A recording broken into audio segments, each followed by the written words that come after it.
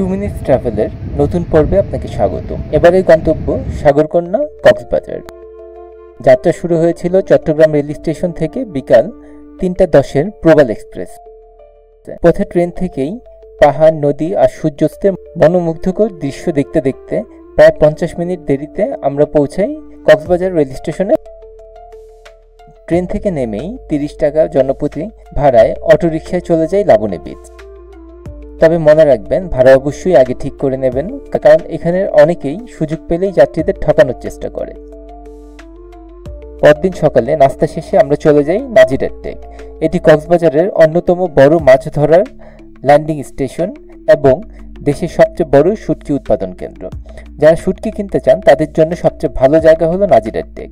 সমুদ্র থেকে ধরা মাছ সরাসরি আসে এসব শুটকি পল্লীতে, তবে কেনার আগে অবশ্যই দামাদামি করে নেবেন।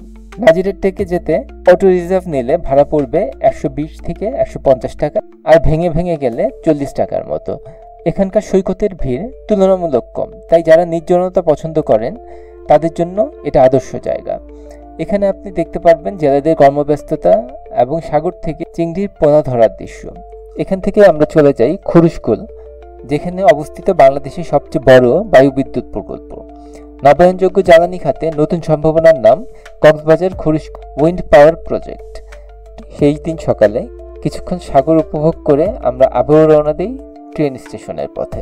কক্সবাজার ঘোরাঘুরির সময় প্রতিটি সেবার ক্ষেত্রে দাম জেনে নেবেন এবং অবশ্যই দরাদরি করবেন, সেটা রিক্সা হোক কিংবা অটো অথবা হোটেল। কম খরচে চলাচলের জন্য স্থানীয়দের থেকে রাস্তা বা বিকল্প উপায় জেনে নিলে অনেক সুবিধা হবে।